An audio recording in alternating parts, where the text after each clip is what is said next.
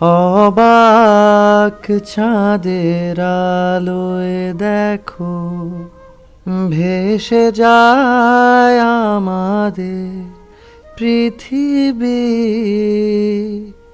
আড়াল হতে দেখেছি তোমার নিষ্পাপ মুখখানি। ডুবেছি আমি তোমার চোখের অনন্ত মায়ায়, বুঝিনি তো সেই মায়া তো আমার তরে নয়। ডুবেছি আমি তোমার চোখের অনন্ত মায়ায়। জোর করে বিয়ে করলেই হয়ে গেল? আপনি জোর করে বিয়ে করুন, কোনো লাভ নেই। আমি তো এই বিয়ে মানবো না। মানবি না? না, আবার বল। মানবো না। কি মানবি না? বিয়ে। কি শুনতে পাচ্ছি না, আবার বল। বিরক্তি মুখ কুঁচকে ফেলল রুমু। উজ্জ্বল ভাই ইদানিং বেশি বাড়াবাড়ি করছেন। শুধু বাড়াবাড়ি নয়, একটু বেশি বাড়াবাড়ি। পথে ঘাটে যেখানে পাচ্ছেন দাঁড় করিয়ে এটা ওটা প্রশ্ন করছেন, এদিক সেদিক হাজার খানেক নিষেধাজ্ঞা আরোপ করছেন। কলেজে ওঠার পর থেকে তো তার জীবনটা ফাগুনের রৌদ্রতাপের ন্যায় সব খা খা করে দিচ্ছেন। এসব কি মানা যায়? যে সম্পর্ক গড়ার আগে ভেঙে যায় সে সম্পর্ক নিয়ে এতটা ব্যাকুল হয়ে লাভ নেই। তাছাড়া উজ্জ্বল ভাইয়ের কিছু বদ অভ্যাস আর 10-12 জন মানুষের চোখে না পড়লেও রুমুর কাছে সব ঠিকই ধরা পড়ে। ধরা পড়বে না কেন? রুমুর কাছে উজ্জ্বলের কোনো নকল মুখোশী নেই। সে যেমন ঠিক তেমনই উপস্থাপন করে নিজেকে। রুমু, চুপ হয়ে গেলি কেন? উজ্জ্বল ভাই, বাড়ি যাব। চুপ। উজ্জ্বলের এক ধমকে কেঁপে উঠল রুমু। গলা শুকিয়ে গেল তৎক্ষণাৎ। মেয়েটার ভীতু চাহনি উজ্জ্বল বুঝতে পারল। চটজলদি গ্লাস ভর্তি পানি নিয়ে মেয়েটার হাতে ধরিয়ে দিল। পানিটা শেষ করে কাজের কথা বলো ডার্লিং। ছি, এসব কি ধরনের ডাক? প্রেমের ডাক বুঝতে পারছো না জান? এবার কিন্তু বাড়াবাড়ি হচ্ছে। উজ্জ্বল থেমে গেল। আশেপাশে নজর ঘুরিয়ে নিজের দু হাতের আদলে রুমুর নরম হাত পড়ল। প্লিজ জেদ করিস না, তুই আমার ইমোশন, কত বছরের সাধনা। তুই আর আমি এক হলে আমাদের দুই পরিবার একত্র হবে। তুই কি চাইছিস না আমাদের পরিবার এক হোক? উজ্জ্বলের হাত ছিটকে সরিয়ে দিল রুমু। রুমুর বড় ভাইয়া একবার যদি জানে উজ্জ্বলের সাথে তার যোগাযোগ আছে, তবে থাপড়ে থাপড়ে হাসপাতালে পাঠাবে। তাছাড়া উজ্জ্বল প্রচণ্ড তেরা, জেদি, তেদর ছেলে। এমন ছেলেকে কোনো মেয়ে স্বামী হিসেবে গ্রহণ করবে? বিয়ে আমি বাবার পছন্দের ছেলেকেই করব। সত্যি? সত্যি। তাহলে তোর গোপন প্রেমিক মাহমুদকে যে কথা দিয়েছিস তুই নাকি তাকেই বিয়ে করবি? উজ্জ্বলের মুখ থেকে মাহমুদের কথা শুনে ভয়ে ঢোক গেল মেয়েটা। যতবার যত ছেলের প্রেমের প্রস্তাবে রাজি হয়েছে, এই বেয়াদব উজ্জ্বল সবাইকে মেরে হাত পা ভেঙেছে। এসব ভয়ে রুমু প্রকাশে প্রেম করার সাহস করেনি। শেষ ভরসা মাহমুদ। কলেজ উঠে একটু আধটু পাখা সবারই গজায়, প্রেমের হাওয়া গায়ে লেগে যায়। বেচারা রুমুর ক্ষেত্রে ব্যতিক্রম নয়। কথা বের হচ্ছে না কেন ডার্লিং? বাড়ি যাব। যেতে দিব। বল ভালোবাসি। ভালোবাসি না। কাকে বাসিস? আপনাকে বলবো কেন? উজ্জ্বল বিরক্ত হয়ে গেল। রুমুর হাত চেপে কাছে টানল। এত জেদ তোর? জেদ কি একা আপনার আছে, আর কারো নেই? না নেই, তোর জেদ আছে এতেই আমি খুশি। সৈয়দ উজ্জ্বল হাসানের বউ যে হবে তার তো জেদ থাকতেই হবে। তুই জেদ করবি, আমি তোর গাল চেপে দেব, আদর করব, মান ভাঙাবো। ডার্লিং রাজি হয়ে যা, আর থাকা যায় না। হঠাৎ দরজায় কড়াঘাতে কেঁপে উঠল রুমু। সেই সাথে সতর্ক হলো উজ্জ্বল। বাইরে থেকে শোনা যাচ্ছে তার বন্ধু সিয়ামের গলা। ছেলেটা এখন তার প্রেমে আলোচনায় বাধা দিচ্ছে কেন? অবুঝ ডার্লিংটাকে বোঝাতে উজ্জ্বল তাকে ছাড়া কতটা বেসামাল, অথচ বন্ধু বুঝেও বিরক্ত করছে। উজ্জ্বল উঠে দাঁড়ালো, চটজলদি দরজা খুলে দরজা ঠেসে দাঁড়ালো। সিয়ামের দিকে তাকিয়ে কড়া গলায় বলে, কি সমস্যা সিয়াম? তুই এতক্ষণ রুমে কি করছিস? ভাই আল্লাহর রাস্তায় বের হ, আম্মা এসে যাবে। তোর ভাবির সাথে মিটিং করছি। এখনো মেজাজে কিছু? একদমই না, আশ্চর্য। ছোট থেকে বড় করেছি চকলেটের লোভ দেখিয়ে, এখন বড় হয়েছিস আদর সোহাগ প্রেমের লোভ দেখিয়েও এই মেয়েকে মানাতে পারছি না। কিছু কর ভাই, দম বন্ধ হয়ে মরে যাব। তোর ভাবির চোখ ইদানিং অন্যদিকে যাচ্ছে। এত হতাশ হচ্ছিস কেন? নতুন নতুন কলেজে উঠলে যে রঙিন হওয়া গায়ে লাগে বুঝিস না? তুই একদম জোরাজুরি বকাঝকা করবি না, তাড়াতাড়ি রুম থেকে বের হ। সিয়াম কথা শেষ করতে রুমু এসে উজ্জ্বলার পিঠ খামচে ধরল। আকস্মিক ব্যথায় উজ্জ্বল সরে দাঁড়াতেই রুমু কক্ষ ছেড়ে বেরিয়ে যায়। মেয়েটা এখানে স্থির হয় না, এক ছুটে পালিয়ে যায় অন্য কক্ষে। দিশাহীন হয়ে খুঁজতে থাকে তার বান্ধবী সুরাইয়াকে। ঠিক আছিস তুই? সুরাইয়া কাঁচামোচা মুখে দাঁড়িয়েছিল রান্নাঘরে। রুমু দেখে চটজলদি এগিয়ে বলে, বেইমান কোথাকার, তোর বাসায় এসেছিলাম নোটসগুলো নিতে আর তুই আমাকে হায়নার মুখে ছেড়ে দিলি।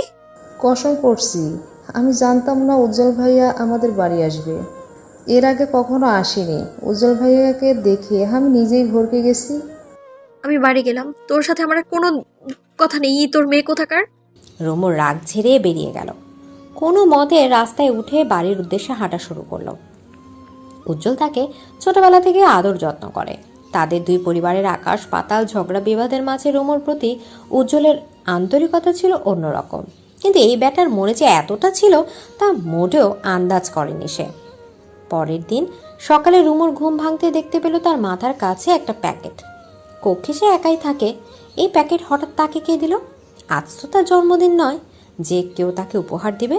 হাতের প্যাকেটটি উল্টে পাল্টে দেখতে এমন সময় কক্ষে আসে তার বড় ভাবি আনিকা। রুমুর প্যাকেটের দিকে তাকিয়ে বলেন, সুরাইয়া এসে তোকে এটা দিতে বলল, আমাকে খুলতে বারণ করেছে, তোর জন্য নাকি স্পেশাল গিফট।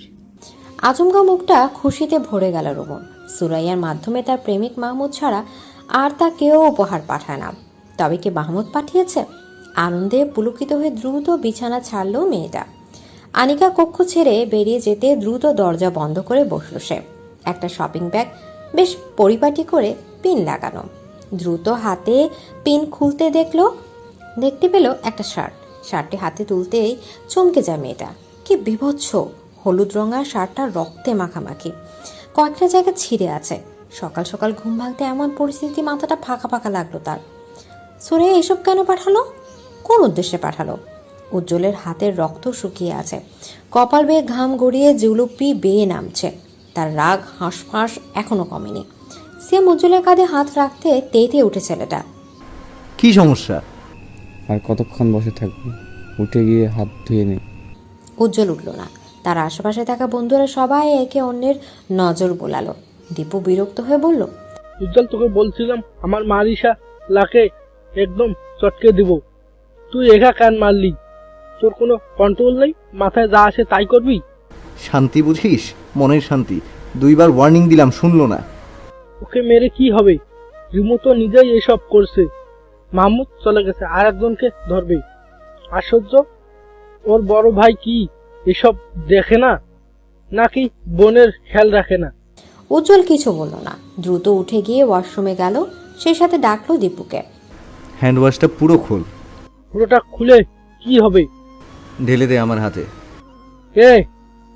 এইটা একদম নতুন, গতকাল এনেছি।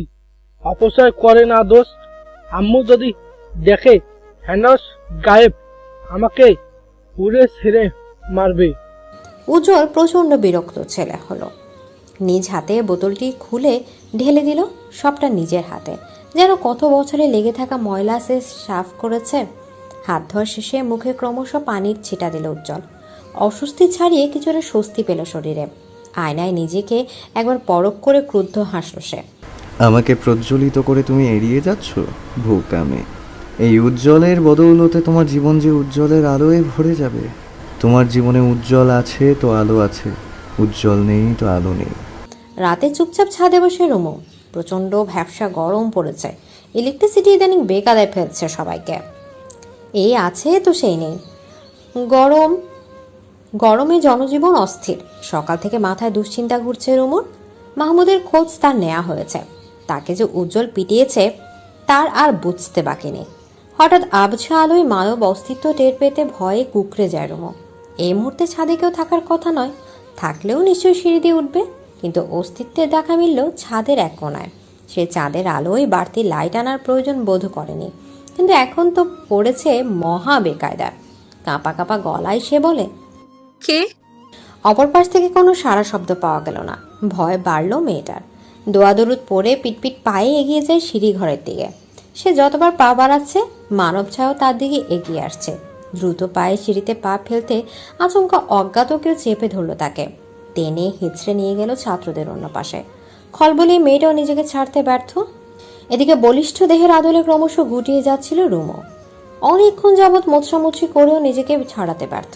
পুরুষালী শক্ত হাতটা মুখ চেপে রাখতে দমটাও আজ নিমিষে ফুরিয়ে যাবে যেন। রুমোর মোছামুছি সহ্য করতে পারল না অজ্ঞাত ব্যক্তিটি। পেট চেপে শূন্যে তুলতে ভয় দ্বিগুণ বাড়ল রুমোর। মেয়েটা এবার নিজেকে বাঁচাতে দেহের সব শক্তি দিয়ে কামড় বসালো অজ্ঞাত ব্যক্তির হাতে। তীব্র ব্যথায় মুহূর্তে বিবশ করে দিল অজ্ঞাত ব্যক্তির হাত। ব্যথা দাপটে হাত ঝাঁকি দিতে কোল থেকে ধপাস করে নিচে পড়ল রুমো। কিরে, এগুলো তোর দাঁত নাকি ব্লেড? পরিচিত কণ্ঠে চমকে মাথা তুলে তাকালো রুমো। আরে এ তো উজ্জ্বল ভাই, উনি এখানে কি করছেন? এতটা দুঃসাহস দেখিয়ে এখানে কেন আসলেন? মেয়েটা অবাক চাহনি নিক্ষেপ করে বলল, উজ্জ্বল ভাই আপনি? আগে বল, তোর দাঁতের এত ধার কেন? আর একটু হলে আমার হাতের মাংসপিণ্ড তোর মুখে চলে যেত। বুঝতে পেরেছি, বেশ ভালো করে বুঝতে পেরেছি। বিয়ের পর আমার হসপিটালের বেডেই রোমান্স করতে হবে। বলা তো যায় না কখন কি হয়। চোখ পাকিয়ে উজ্জ্বলের দিকে তাকালো রুমো। এ লোকটা অসভ্য বেয়াদব, মেয়াদহীন মস্তিষ্কের লোক। কি বলে কি করে নিজেও জানা না। আপনি এই ছাদে কি করছেন? আব্বা ভাইয়া দেখলে আপনার সাথে ঠিক কি হবে ভাবতে পারছেন আপনি? ভাবতেও চাইছি না ডার্লিং। আমি এবার সিদ্ধান্ত নিয়েছি, চাচুর কাছে গিয়ে আপনার নামে বিচার দেব। এসব আর মানা যাচ্ছে না। তোর চাচ্চুকে আমি ভয় পাই? তাহলে বলুন আপনি কাকে ভয় পান, আমি তার কাছেই যাব। উজ্জ্বল শব্দ করে হাসতে গিয়েও থেমে গেল। হাঁটু ভেঙে বসলো রুমোর মুখোমুখি। মেয়েটা হাত পা পরক করে বলে, কোথায় ব্যথা পেয়েছিস? বলবো না, আপনার সাথে আমার জরুরি কথা আছে। বলে ফেল।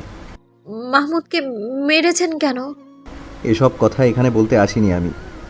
উজ্জ্বল ভাই, এবার কিন্তু একটু বেশি বাড়াবাড়ি হচ্ছে। ছেলেটাকে একদম হসপিটালে শুয়ে দিলেন।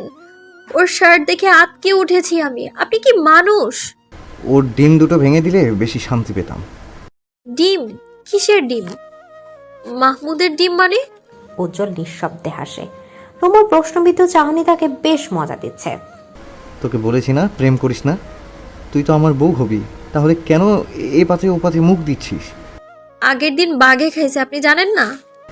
জানতে চাই না। সৈয়দ উজ্জ্বল আনিস এক কথার লোক। তোর আব্বাকে যখন শ্বশুর ডেকেছি তখন পার্মানেন্ট শ্বশুর বানিয়েই ছাড়বো, এই আমি বলে দিলাম। আপনার কথা আপনার কাছেই রাখুন। এখানে কি করে আসলেন উজ্জ্বল ভাই? তোর বাড়ির আম গাছ আর আমার বাড়ির আম গাছে যে প্রেম করছে জানিস? তারা দুইজন দুইজনের মাঝে ডালপালা ছড়িয়ে দিব্যি প্রেম করছে, সেই গাছ বেয়ে এসেছি। ভাইয়া বলেছে আপনাদের গাছের ডাল কেটে দেবে। আপনাদের গাছ কেন এলো আমাদের সীমানায়? তোর ভাই আর তোর মা দুইজনের মনে হিংসায় ভরা, বুঝলি? না হলে গাছের সাথে কেউ এমন করে? অবলা গাছের কি দোষ? রুমো চুপসে যায়। এই কথা মিথ্যে নয়, তবুও আপন বলে সত্যটা সে দিব্যি হজম করে নেয়। উজ্জ্বল রুমুকে টেনে দাঁড় করায়। মুখ ভঙ্গিমা পাল্টে আদেশের সুরে বলে, এখান থেকে গিয়ে তাড়াতাড়ি খেয়ে ঘুমিয়ে যাবি। তোর ভাইয়ের অপেক্ষায় থাকবি না। আর হ্যাঁ, রুমের দরজা আটকে দিবি। কেন? কেন বলেছি সেটা তোর না বুঝলেও চলবে, তবে যা বলেছি তাই করবি। যদি না করি? তবে একটাও চড় এদিক সেদিক হবে না, একদম গালের উপর দিয়ে যাবে। কি উজ্জ্বল ভাই, আপনি আমায় মারবেন? আমি কেন মারবো? তোকে মারার লোকের অভাব আছে? যে গালে এখনো চুমু খেতে পারিনি সেই গালে মারবো? এ তো আমি স্বপ্নেও ভাবতে পারি না। খালি আপনার বাজে কথা। বাজে কথা নয়, সত্যি। যেদিন বিয়ে করে নিয়ে যাব সেদিন বুঝবি। কত বছর হয়ে গেল তুই আমাদের ঘরে যাস না। তোর ছোট দুই পায়ে দুটো ছাপ আমরা সবাই মিস করি। আমার রুমে ঢুকে যে বই ছিঁড়তি মনে আছে? কতবার মারতে গিয়েও মারিনি। তোকে মারলে আমি নিজেই শান্তি পাবো না। অতীতের ধুলা জমা স্মৃতি আবার স্মরণে আসতে মুখটা গোমরা হয় রুমুর। কত সুন্দর ছিল সেই দিনগুলো। সৈয়দ বাড়ি জুড়ে ছিল হাসি, আনন্দ, মাতামাতি। সেই সময়টাতে সুখের পাশাপাশি দুঃখটাও ভাগ করে নিত সকলে। অথচ কালবৈশাখীর ন্যায় মানুষও ঝরে সৈয়দ বাড়ির মাঝ উঠানে দেয়াল গড়ে তোলে। আর স্বেচ্ছায় মুখ দেখাদেখি করেনি দুই ভাই, মানে সৈয়দ বাড়ির কর্তারা। এত বছরের ঝামেলাকে স্মরণে রেখেও উজ্জ্বল রুমুকে পাওয়ার আদম্য মনোবলে দিনগুলো। এক ছটাক শীতল বাতাসে ভাবনার দুয়ার থেকে বেরিয়ে আসে রুমু। উজ্জ্বল তার দিকে কেমন করে তাকিয়ে আছে। যত দিন যাচ্ছে ততই উজ্জ্বলের পাগলামো বাড়ছে। রুমু, কাল থেকে মাহমুদের সাথে কোনো যোগাযোগ করবি না। এবার শুধু মেরে রক্তাক্ত করেছি, পরের বার হাত পা ভাঙবো, কথা দিলাম। আপনি এসব করে কি হবে? ঠিকই আমি আব্বার পছন্দের ছেলেকে বিয়ে করব। তোর বাপের পছন্দের ছেলে আমি জানিস না? ছোটবেলায় আমাকে মেজামাই বলে ডাকতো। সেই ডাক আমি কিছুতেই বিফলে যেতে দিব না। দেখা যাবে। ছাদে অন্ধকার মারিয়ে বিদ্যুতের দেখা মিলল। চারিদিকে আলোচিত হতে সতর্ক হলো রুমু। উজ্জ্বল ভাই এখান থেকে যান, কেউ দেখে ফেলে কেলেঙ্কারি হয়ে যাবে। ভাইয়া ওত পেতে আছে, কখন সুযোগ পাবে আর আপনাকে মারবে। এই উজ্জ্বলকে মারার মতো সাহস তোর ভাইয়ের হয়নি। চলে যাব একটা চুমু দে। অসভ্য। অসভ্যের বউ। উজ্জ্বল ভাই, যাবেন আপনি? রুমু বউ। উজ্জ্বলের দিকে সরু চোখে তাকিয়ে রয় মেয়েটা। এই ছেলে দিন দিন একটু বেশি জ্বালাচ্ছে। এভাবে তাকায় না ডার্লিং, বুকে লাগে। রুমু দে একটা চুমু। আমার নামের মান সম্মান ঘেটে ঘ করে দিচ্ছেন আপনি। রুমুর রাগান্বিত মুখটা দেখতে উজ্জ্বল হাসে। দ্রুত রুমুকে হেঁচকা টেনে কপালে একটা চুমু খায়। মেয়েটা অবাক হয়। রাগ দেখে কিছু বলার আগে উজ্জ্বল ছাদ পেরিয়ে গাছে উঠে যায়। উজ্জ্বলের কথায় আজ পাত্তা দিল না রুমু। তাকে বলেছিল রুমের দরজা বন্ধ করে যেন ঘুমিয়ে থাকে, অথচ মেয়েটা বসার ঘরে ভাবিকে নিয়ে টিভি দেখছে। এখন রাত প্রায় 11টা। কলিং বেল বাজতেই দরজা খুলে দেয় রুমুর ভাবি আনিকা। রুমুরা ভাই বোন দুজন। বড় ভাই রাশেদ বয়স 30-এর কোঠায় পৌঁছে গেছে। বাবার ব্যবসা দেখাশোনা এবং কিভাবে আরো উন্নত করা যায় সে প্রয়াসে মত্ত থাকে ছেলেটা। বসার ঘরে এসে রুমুকে দেখতে পেয়ে সরু চোখে তাকালো রাশেদ। হাতের সিলভার রঙের ঘড়িটা খুলে দিল অনিকার হাতে। রিমোটের সাহায্যে টিভি অফ করে রুমুর মুখোমুখি বসলো সে। তোর পড়া নেই রুমু? পড়া শেষ। যাহা মিথ্যা কথা অনায়াসে বলে ফেললো মেয়েটা। সন্ধ্যার পর সে আজ পড়তে বসেনি। আনিকা আর চোখে তাকালো। সে জানে রুমু আজকে পড়তে বসেনি। সেই সত্য কথা রাশেদ জানলে বেজায় রেগে যাবে। রুমু, তোর ফোনটা কোথায়? কলিজায় মোচড় দিল মেয়েটার। ভাইয়া কখনো ফোন এভাবে চায় না, তবে আজ কেন? কেন ভাইয়া? কৈফিয়ত দেয়া লাগবে তোকে। তুই যে কি কি করিস, কি ভেবেছিস আমি খবর পাবো না? আচমকায় রেগে গেল রাশেদ। প্যান্টের বেল্ট খুলে হাতে তুলে তেড়ে যায় রুমুর দিকে। ঘটনাটা এতই তাড়াতাড়ি ঘটে যায় রুমু হতবাক স্তম্ভিত। রাশেদকে দ্রুত বাধা দেয় আনিকা। রাশেদ মেজাজ সর্বদা একটু বেশি গরম থাকলেও কখনো মারামারির দিকে যায়নি। বিয়ের এত বছর স্ত্রীর গায়ে হাত তোলেনি, তাহলে আজ একমাত্র বোনকে এভাবে মারতে আসার কারণ কি? রাশেদের গলার আওয়াজে ছুটে আসেন তার মা রাবেয়া এবং বাবা সৈয়দ ইসমাইল। আনিকাকে সরিয়ে পকেট থেকে ফোন বের করলো রাশেদ। একটি ভিডিও অন করে ফোন বাড়িয়ে দিল ইসমাইলের দিকে। ভিডিওটি দেখে কপালে ভাঁজ পড়ে যায় রাবেয়া এবং ইসমাইলের। রাশেদ আচমকা রুমুর গালে চড় বসালো। মুহূর্তে অপ্রস্তুত হয়ে পড়ল সকলে। এই চটটার কথা যেন আজীবন তোর মনে থাকে। তুই সৈয়দ বাড়ির মেয়ে হয়ে এই সব করিস? টিকটকে নাচানাচি করিস? তুই আমার বোন হয়ে এত লিমিট ক্রস করার সাহস তুই পেলি কোথা থেকে? তোর বুক কাঁপলো না? এই রাশেদ যদি জানতে পারে তোর কি হবে বেয়াদব মেয়ে? তোর এই ভাবনা এলো না? তুই এক্ষুনি এই টিকটক অ্যাকাউন্ট ডিলিট করবি। ইসমাইল ছেলেকে টেনে সরিয়ে আনলেন। ব্যাপারটা ঠান্ডা মাথায় হ্যান্ডেল করা যায় না? এতটা চড়াও হচ্ছে কেন? বাবা, তোমার আশকারায় ও এতটা সাহস পেয়েছে। আগেই বলেছিলাম ফোন কিনে দিও না। পাড়ার একটা ছেলে আজ আমাকে ভিডিওগুলো দেখালো, না দেখলে বিশ্বাস করবে না। আমার মাথার সাথে সাথে আগুন জ্বলে গিয়েছিল। তোমার মেয়ে শুধু এই সব করছে, সে প্রেমও করছে। একটা না একের পর এক ক্রমাগত করেই চলেছে। আজ কলেজ যায়নি কেন জিজ্ঞাসা করো আজ কলেজ যায়নি কেন? আমি আজ ওর কলেজে গিয়েছিলাম। ওর নামে আমি খোঁজ নিয়েছি। গত এক্সামেও 3টে সাবজেক্টও ফেল করেছে। কে বাসায় জানিয়েছে? বাসার স্যার কি করেন এসব দেখেন না? তার প্রত্যেকটা ক্লাসমেট থেকে আমি খোঁজ নিয়েছি যে সে ঠিক কি কি কি কি করে, বুঝেছো? কি কি করে বেড়াচ্ছে। রাশেদ থামলো। ভয়ে কাঁপতে কাঁপতে হেঁচকি উঠে গেছে রুমুর। বাম গালে কেউ যেন বড় পাথর নিক্ষেপ করেছে। নিজেকে সামলে নেওয়ার আগে এবার খেপে গেলেন রাবেয়া। বাম গালে পাল্টা চড় পড়লে ছিটকে পড়ল সোফায়। আনিকা দ্রুত শাশুড়িকে বাধা দিল। রাবেয়া রাগান্বিত স্বরে বলেন, বলেছিলাম বিয়ে দিয়ে দাও, শুনলে না কেউ আমার কথা? রাশেদ সহমত জানিয়ে বলে, ভেবেছিলাম ইন্টার শেষ করুক, কিন্তু আর নয়। আমার বন্ধুর সেই কাজিনরা তারা তাড়া দিচ্ছে আমাকে, তাদের বুঝিয়ে শুনিয়ে রেখেছি। আজকেরই তাদের জানাবো আমরা রাজি, যত দূর সম্ভব এই অভ্যাসটাকে নিয়ে বন্দি করুক। তারা বিদেশ থেকে কবে না কবে আসবে, তার থেকে ভালো তোর খালাতো ভাই নীরবের সঙ্গে বিয়ে দিয়ে দে। তোর খালা আমাকে। রাবের কথা শেষ হওয়ার আগে খেপে যায় রুমু। রক্তিম চোখ মুখে হিসেসে বলে, তোমার বোনের ছেলেকে আমি বিয়ে করব না, গলায় ছুরি ধরে হুমকি দিলেও করব না। ওই ইতরকে বিয়ে করা চাইতে তো ফাঁসি দেওয়া অনেক ভালো। রাবেয়া কিছু বলার আগে রাগ দেখে প্রস্থান করে মেয়েটা। রাগে জেদে ভয়ে তার শরীর কাঁপছে। সাথের বন্ধুদের টিকটক করতে দেখে সেও করছে বলা যায়। নেশা তৈরি হয়ে গেছে। যদিও তার আগে 3টে অ্যাকাউন্ট উজ্জ্বল উড়িয়ে দিয়েছে। উজ্জ্বল কখনো চায় না রুমও এসব জড়িয়ে যাক, কিন্তু উজ্জ্বলকে সর্বদা রাগিয়ে দিতে বেশ মজা পায় মেয়েটা। তাই তো এসব দিকে আরও এক ধাপ এগিয়ে গেছে সে। এত এত প্রেম করা ছেলেদের সাথে বন্ধুত্ব করা, এসব করার মূল্য উদ্দেশ্য উজ্জ্বলকে রাগিয়ে দেওয়া। উজ্জ্বলের সে রাগান্বিত হিংসাত্মক মুখটা দেখতে রুমুর যে বেশ শান্তি লাগে। ছোটবেলা থেকে উজ্জ্বলের যার পর নাই পাগলামোগুলোতে সে অভ্যস্ত। এই পাগলাটাকে খেপে যে বেশ মজা পায় সে। রুমুর নাম্বার বন্ধ পেয়ে চিন্তায় মাথা ধরে এলো উজ্জ্বলের। মেয়েটার উপর দিয়ে জানি কোন ঝড় বয়ে গেল। রাশেদ যে রুমুর টিকটকের ব্যাপারে শাসন করবে এটা উজ্জ্বল আগেই জানতো, তাই অগ্রিম কিছুই জানায়নি রুমুকে। এই মেয়ের একবার শিক্ষা হওয়া উচিত। অতিবার বেড়েছে।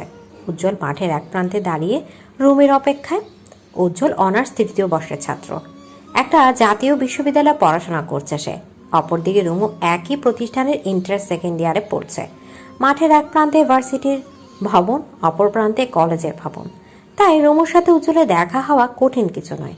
গেট দিয়ে মাস্ক পরা রুমুকে দেখে ভ্রু কুঁচকে যায় উজ্জ্বলের। এই মেয়ে তো মাস্ক পরে আসে না, তবে আজ কেন? উজ্জ্বল এগিয়ে যায় রুমুর হাত টেনে নিয়ে যায় এক কোণে। কিরে, মাস্ক পরলি কেন? কাল আপনি সবটা জেনেও আমি বললেন না কেন উজ্জ্বল ভাই? সতর্ক করেছিলাম তো, আমার কথা শুনিসনি। এভাবে কেউ সতর্ক করে? আমাকে জানিয়ে রাখলে কি হতো? উজ্জ্বল প্রত্যুত্তর না করে রুমুর মাস্ক নামিয়ে দিল। মেয়েটার বাম গালে 2 আঙ্গুলের ছাপ স্পষ্ট। ঠোঁটের কোণ কেটেছে। উজ্জ্বলের বুকটা কেঁপে উঠল।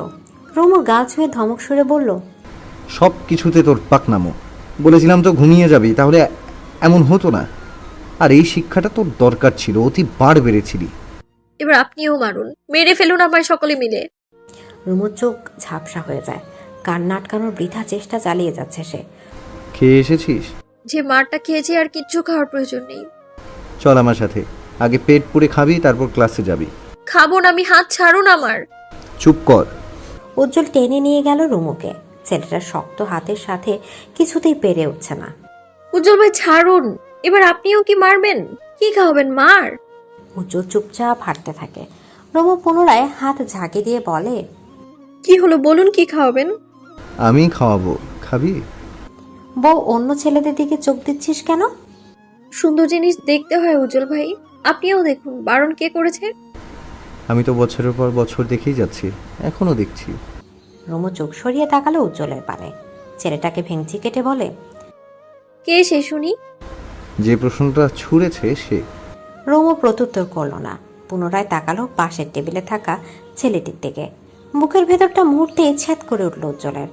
নিয়ন্ত্রণহীন ছেলেটা কি করে যে নিজেকে নিয়ন্ত্রণে রাখছে তা তো সেও বুঝতে পারছে না। কলেজের পাশে একটা সাধারণ হোটেলে বসে আছে তারা।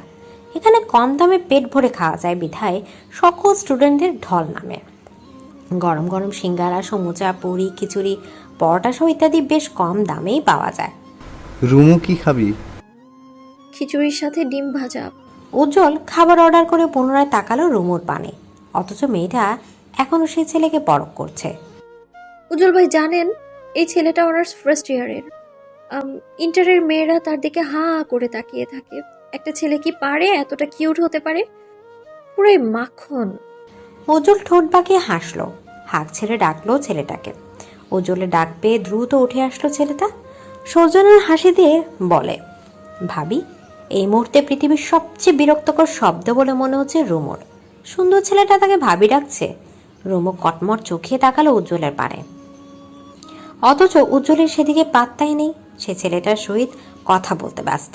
সময় পেরিয়ে গেল আরও কিছুক্ষণ। গরম গরম খিচুড়ি গপাগপ মুখে পড়ছে মেয়েটা। উজ্জ্বল সেদিকে তাকিয়ে চোখে তৃপ্তি মেটাচ্ছে। আচমকা পিঠে দানবীয় থাবায় চোখ কুঁচকে নেয় রুমো। ঘাড় ঘুরিয়ে বন্ধু ফাহিমকে দেখে দাঁতে দাঁত পিষে গা ঝাড়া দিয়ে বলে, এভাবে কেউ মারে? ব্যথা পেয়েছি ফাহিম। তুলোর বস্তা আবার ব্যথা পায়? ফাহিম কথাটা বলে দ্বিতীয়বার রুমোর ঘাড়ে হাত রাখলো। যার পর নাই যায় ব্যাপারটা মোটেও পছন্দ হলো না উজ্জ্বলের। চট করে রাগটা নিয়ন্ত্রণ হারিয়ে ফিরে এলো তার মুখোশে। চোখের পলকে ফাহিমের হাত মুচড়ে ধরল সে।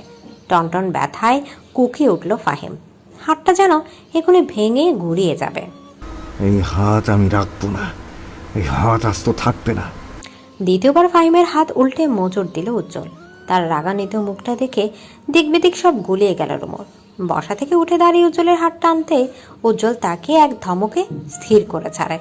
হোটেলের সকলে জড়ো হয়ে যায়। উজ্জ্বলের অনেক পরিচিত ছোট ভাই, ক্লাসমেট, বড় ভাইরা এগিয়ে আসে। হোটেলের ক্যাশে বসা লোকটির সাথে উজ্জ্বলের বেশ ভালো সম্পর্ক।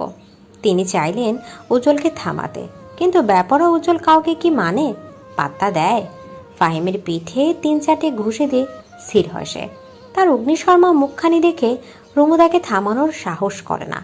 উজ্জ্বল হাত টেনে এগিয়ে আনে রুমুকে এবং মুখোমুখি করা ফাহিমের সহিত। কিরে, বন্ধু পাঠিয়েছিস বলে এই ছেলে তোর গায়ে হাত দেবে? এতটা অনুমতি দিয়ে দিয়েছিস? আমি বুঝতে পারিনি উজ্জ্বল ভাই, ফাহিম এমন ছেলে নয়। কেমন ছেলে? বল বল বল আমায়, সে কেমন ছেলে? আমি দেখলাম তো, আমার চোখ কি ভুল দেখেছে? উজ্জ্বল ভাই। কে ভাই? কে ভাই? এমন থাপ্পড় দেবো জীবনে গালে আর ব্লাশন লাগতে হবে না। রুমু চুপসে যায়। ফাহিম উজ্জ্বলের পা ছুঁয়ে বসে যায়। সে জানে এই ছেলে মারপিট কতটা ওস্তাদ। ফাহিম নিজের জান বাঁচাতে বলে, উজ্জ্বল ভাই, আমাকে এবারের মতো ছেড়ে দিন, আর কোনোদিন এমন ভুল হবে না। ছাড়বো। ঝুমুকে আগে খালাম্মা ডাক, ডাক খালাম্মা। শেষোক্ত বাক্যটি বেশ জোরে বলল উজ্জ্বল। খালাম্মা? শেষ পর্যন্ত তাকে খালাম্মা বানিয়ে ছাড়লো। রুমু চোখ মুখ খিঁচে উজ্জ্বলের পানে তাকাতে উজ্জ্বল চোখ রাঙায়। ফাহিম নিজেকে ছাড়াতে রুমুকে উদ্দেশ্য করে বলে, খালাম্মা। উজ্জ্বল চোখ বাঁকিয়ে হাসে। শীতল হয় উত্তপ্ত রক্তকণা। টকবকে মস্তিষ্ক স্থির হয়ে মুহূর্তে। শুধু রুমু নয়, কোনো মেয়ের গায়ে যদি এভাবে হাত দিয়েছিস, হাতটা ভেঙে দেবো জানোয়ার। 10 মিনিটে যেমন হোটেলের পরিবেশ পাল্টে যায়, ঠিক তেমনি 10 সেকেন্ডে পুনরায় পাল্টে যায় যে যার কাজে ব্যস্ত হয়। রুমোর গলা দিয়ে খাবার নামার পরিস্থিতি নেই, অথচ উজ্জ্বল জেদ করে বসে আছে যে করে হোক তাকে খাবারটা শেষ করতেই হবে। কি হলো, এতটুকু খিচুড়ি শেষ করতে কতক্ষণ লাগে? খাবো না, প্লিজ এখান থেকে চলুন। আবার কথা বলে? আদর করে খাওয়াতে হবে? আয়, কোলে বসে গাল চটকে আদর করে খাইয়ে দেব। না থাক, ওসব বিয়ের পর করা যাবে, এখন বরং নিজের হাতেই খা। আপনার কি লজ্জা শরম নেই? ছোট বোন হই, বুঝলেন? তুই আমার হবু বউ, বুঝলি?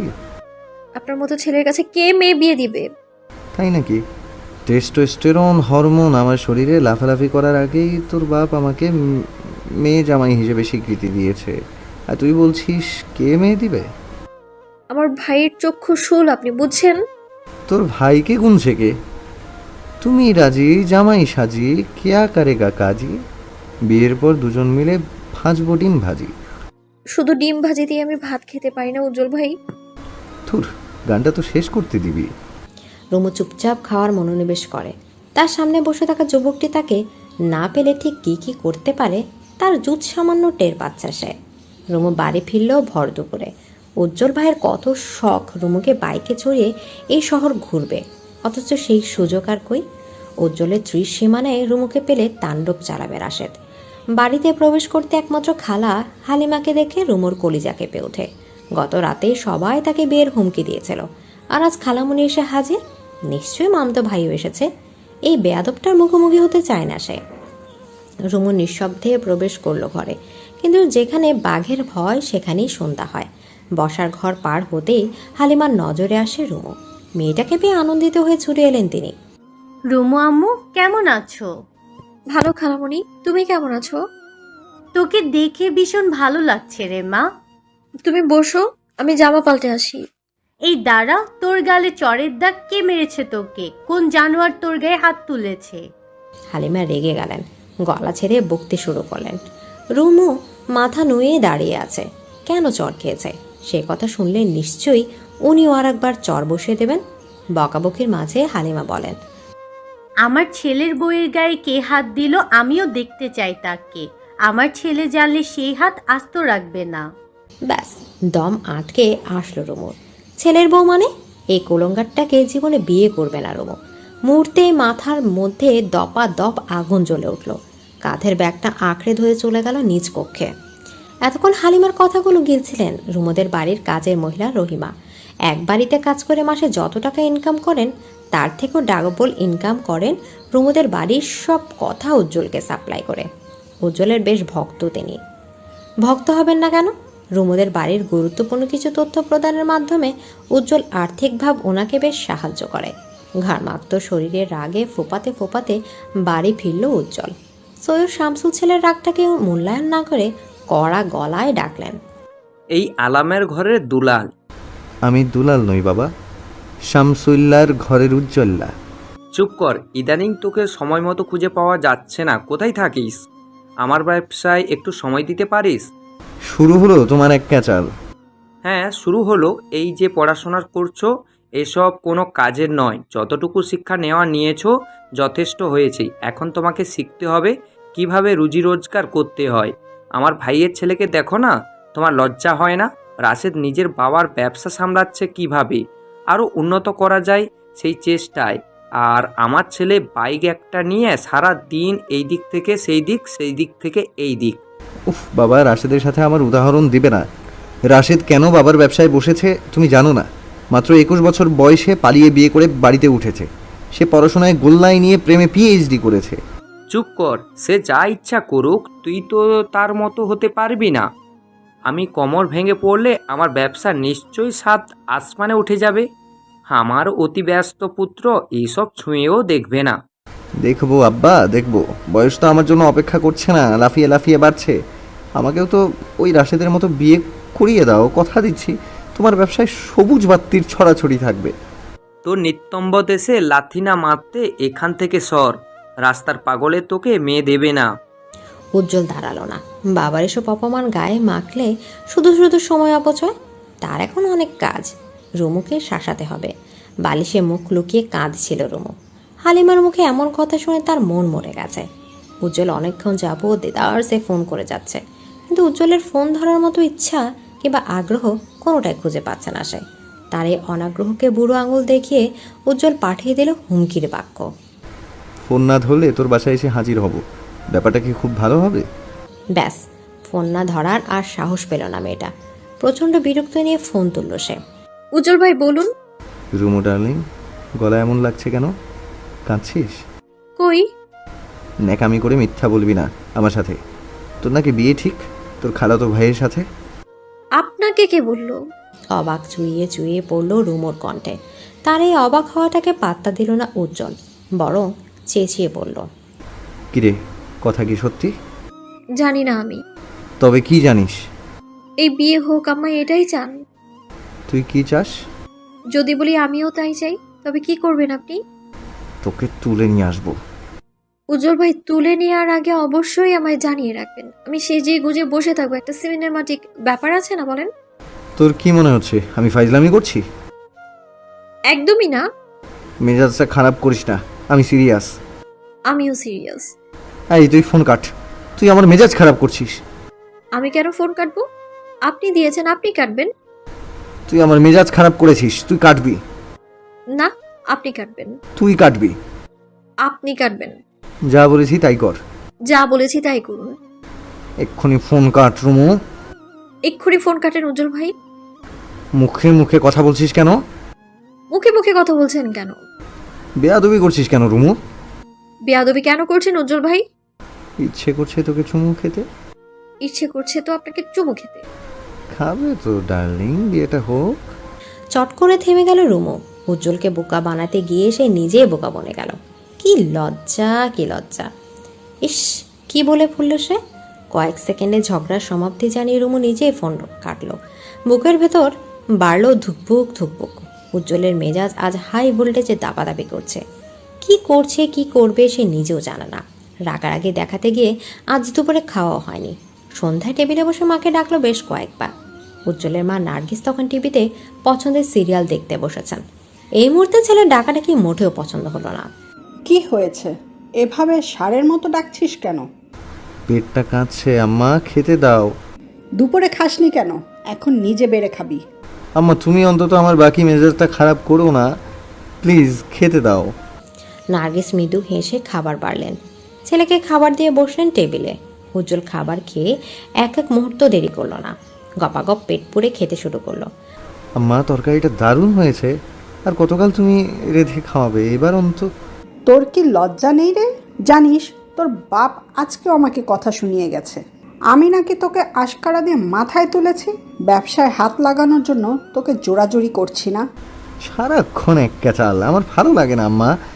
আমি আগেই বলেছি, যখন আমার মন বলবে উজ্জ্বল যা গিয়ে বাবার ব্যবসায় বস, তখনই আমি বসবো, এর আগে নয়। তোর মন কখন চাইবে বলতো? সারা দিন টই টই করে ঘুরছিস, না করছিস পড়াশোনা, না করছিস কাজ। আমি পড়তে চাইনি, তোমাদের অতীত চালাকির কারণে আমার আজ এই দশা। আমি পড়তে চাইনি, তোমাদের অতি চালাকির কারণে আমার আজ এই দশা। ঢাকা বিশ্ববিদ্যালয়ে চান্স পেয়ে দেখিয়েছি, অথচ তোমরা আমাকে পড়তেই দিলে না। তোর যা মেজাজ, ঢাকায় গিয়ে তুই কি কি করবি আমরা কি জানি না ভাবছিস? খারাপ ছেলেদের সঙ্গ পেয়ে আরও খারাপ হবি। তোমাদের বারবার এক কথা, ঢাকায় গিয়ে আমি বিগড়ে যাব। যে খারাপ হওয়া সে এমনি হয়। বাদ দাও, তোমাকে বুঝিয়ে লাভ নেই। জরুরি কথা শোনো, যে কোনো সময় বউ নিয়ে হাজির হব। সে কি কথা? কে সেই হতভাগিনী মেয়ে যে কিনা তোকে বিয়ে করবে? এভাবে বলছো কেন আম্মা? অপমান করতে একটু রয়েস হয়ে পড়ো। যাকে করব বলেছি তাকেই করব। নার্গিস বুঝতে পারলেন উজ্জ্বল কার কথা বুঝিয়েছেন। রুমুকে নিয়ে উজ্জ্বলের পাগলামি শেষ নেই, কিন্তু এই পাগলামি বিয়ে পর্যন্ত গড়ালে পুনরায় সৈয়দ বাড়িতে তাণ্ডব হবে। নার্গিস সতর্ক করে বললেন, খবরদার উজ্জ্বল, ঝামেলা বাড়বে, এসব করিস না বাপ। রুমুকে ছাড়া যাকে খুশি বিয়ে কর, আমি বাদ সাধবো না। কিন্তু আমার যে রুমুকেই লাগবে। রাতে পারিবারিকভাবে একটা বৈঠক বসলো। রুমুর বিয়ের কথা তুলতে রুমুর মা তার খালা হালিমাকে জানিয়ে এ বাড়িতে আনেন। তার উদ্দেশ্য যে করে হোক বোনের ছেলের কাছেই একমাত্র মেয়ের বিয়ে দিবেন। যদিও এতে রাশেদ অল্প স্বল্প রাজি, বাকিটা সিদ্ধান্ত সৈয়দ ইসমাইল নেবেন। হালিমা অনেকক্ষণ যাবৎ ইসমাইলকে বোঝালেন তার ছেলে হিমেল শিক্ষিত, দেখতে শুনতে মার্শাল্লাহ, একটা প্রাইভেট কোম্পানিতে বেশ ভালো বেতনে চাকরি করছে। এমন ছেলে হাতছাড়া কি করা উচিত? তাছাড়া অপরিচিত কারো ঘরে মেয়ে না পাঠিয়ে আত্মীয় স্বজনের মধ্যে সম্পর্ক গড়তে পারলে ভালো হয়। এত এত প্রশংসার বাক্যে পাশ থেকে মশলা ঢেলেছেন রাবেয়া, অথচ সৈয়দ ইসমাইল মুখটা পানসে করে তাকিয়েছেন টিভির স্ক্রিনে। রাশেদ বাবার এমন হেয়ালিটা পছন্দ করলো না। আব্বা কিছু তো বলেন। বলতে ইচ্ছা করছে না তাই বলবো না। ইচ্ছে করছে না মানে? যত দ্রুত সম্ভব রুনুকে একটা কুলে দিন আব্বা, এই মেয়ে বকে গেছে। তোর বন্ধুর যে কাজিনরা প্রস্তাব দিয়েছিল তাদের কি খবর? আগামী সপ্তাহে তারা আসবে। ছেলেটা নাকি এবার বিয়ে করেই যাবে। শুনলাম বিয়ের পর বউকে নেওয়ার সকল প্রসেস শুরু করে দেবে। ওদের সাথে যোগাযোগ কর। রাবেয়ার মুখটা পাংশুটে হয়ে গেল। আশাহত গলায় বলেন। রাবেয়া রেগে গেলেন, বসা থেকে উঠে দাঁড়িয়ে কড়া গলায় বলেন, আমি আগেই বলেছিলাম মেয়ের বিয়ে আমি যেখানে চাই সেখানেই হবে। শুনুন রাশেদের আব্বা, আমি আমার বোনকে কথা দিয়েছি তার ঘরে মেয়ে পাঠাবো। এই কথার খেলাপ আমি করতে পারবো না। আমিও তো আমার বাইকে কথা দিয়েছিলাম উজ্জ্বলের সাথে রুমুর বিয়ে হবে। ওরা যখন ছোট ছিল সেই ছোট থেকে এমনটাই বলে এসেছি, সেই কথা তুমিও জানো। কি বললে তুমি? ওই লোভীদের ঘরে তুমি মেয়ে বিয়ে দিতে চাইছো? এত ঝামেলার পরও তোমার শিক্ষা হয়নি? খবরদার, চেঁচিয়ে কথা বলবে না। তোমার মেয়ালি ঝগড়ার জন্য আজ সৈয়দ বাড়ি বাঘ হচ্ছে। আমার দোষ? আমি? রাবেয়া হাউমাউ করে কেঁদে উঠলেন। বোনকে শান্ত করতে হালিমা এগিয়ে গেলেও লাভের লাভ কিছুই হলো না। হাতের কাছে যা পেলেন ছুঁড়ে ফেলে দিলেন রাবেয়া। কাচের জিনিসপত্র ভেঙে চারদিক ছড়িয়ে পড়ল দেখবেদিক। রাশেদ উঠে গিয়ে মাকে শান্ত করলে রাবেয়ার স্বামীর থেকে ছুঁড়ে দিলেন গাদা গাদা অভিযোগ। পর্দার আড়াল থেকে হাসল রুমো। আর যাই হোক, সে কখনো হিমেল নামক বেয়াদবটাকে বিয়ে করবে না। এই তো ছোটবেলার কথা, সবে উচ্চ মাধ্যমিকে ভর্তি হয়েছে সে। হিমেল ভাইয়ের অসৎ ছোঁয়াগুলো একটু একটু বুঝতে পারলেও সে কিছুই কাউকে বলতে পারতো না। সবাই ভাবতো হিমেল তাকে কত আদর করে। সেবার হিমেল তাকে মোবাইলে গেম খেলতে দিয়ে আচমকা তার বুকে হাত দেয়। হিমেলের দানবীয় হাতের ছোঁয়ায় রুমুর সারা দেহ আচমকা কেঁপে ওঠে। দ্রুত ফোন ছুঁড়ে ফেলে প্রস্থান নেয় মেয়েটা। না, এটা প্রথম কিংবা শেষ নয়। এভাবে কতবার হেনস্থার শিকার সে হয়েছে গুণে শেষ করা যাবে না। ভয়ে কাউকে কিছু বলতেও পারে না। কাকে বলবে? মা হিমেলের অন্ধভক্ত, বাবা আর ভাইয়ের সাথে খুব বেশি মন খোলা নয়। সে সব মিলিয়ে নিজের কাছে আড়াল রেখেছে। তবে রুমু একা নয়, তার খেলার সাথে রিয়া। যখন খেলতে বাড়িতে আসে, মেয়েটাকে চকলেট কেনার কথা বলে বাজেভাবে ছুঁয়ে দেয় হিমেল। সেদিনের পর যতবার হিমেল রুমুদের বাড়ি এসেছে ততবার খেলতে আসেনি রিয়া। হাতের ফোনটার শব্দ করতে ধ্যান ভাঙে মেয়েটার। উজ্জ্বল ভাই ফোন করেছে। রুমু দ্রুত ফোন কেটে নিজ কক্ষে ফিরল। রাত 12টা বাজতে চলল। উজ্জ্বল ভাই এত রাতে কেন ফোন করলেন? রুমু কাল বিলম্ব না করে ফোনটা ধরলো, অত্যন্ত দুঃখী দুঃখী গলায় শুধালো, উজ্জ্বল ভাই, তোর রুমের লাইট জ্বলছে কেন? ঘুমাসনি কেন? আমার তো বিয়ে উজ্জ্বল ভাই। কি? তুই এই কথা আমাকে এখন বলছিস? চোরের মতো রাত 12টায় কে বিয়ে করে? আপনাকে বলবো কেন? এমনিতেও আপনাকে দাওয়াত করা হবে না। কানের নিচে দুইটা দিয়ে ব্রেনের ব্রাইটনেস বাড়িয়ে দেবো ফাঁদির মেয়ে। দাঁড়া, আমি আসছি তোর বিয়ের ব্যান্ড বাজাতে। রুমু কিছু বলার আগে ফোন কাটলো উজ্জ্বল। বেচারার মেজাজ নিয়ন্ত্রণের বাইরে চলে গেছে। অপরদিকে রুমু এতবার করে ফোন করেও পেল না উজ্জ্বলকে। বেচারা ফোনটা রেখেই বেরিয়ে গেছে বউ উদ্ধার কাজে। সৈয়দ বাড়ি দানবীয় দেয়ালটা টুপকে গাছ বেয়ে নিচে নামলো উজ্জ্বল। আজ যা হওয়ার হবে, বউ নিয়ে যে করে হোক নিজ বাড়িতে ফিরবে। শুকনো পাতার মর্মর শব্দে ধীরে ধীরে পা ফেলতে হলো তাকে। দ্রুত হেঁটে গিয়ে দাঁড়ালো রুমুর জানলার পাশে।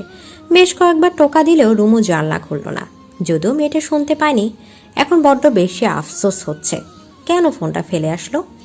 উজ্জ্বল চারদিকে পা টিপে টিপে এগিয়ে যেতে দেখতে পেল সৈয়দ ইসমাইলের জানলা খোলা। রাবের সাথে তুমুল ঝগড়া চলছে তার। এটা যে বিয়ে বাড়ি বিন্দু মাত্র বোঝা যাচ্ছে না। তাদের ঝগড়াটা ঠিক কী নিয়ে বোঝার চেষ্টা চালালো উজ্জ্বল। দরজায় দাঁড়িয়ে আছে রুমুর খালা হালিমা।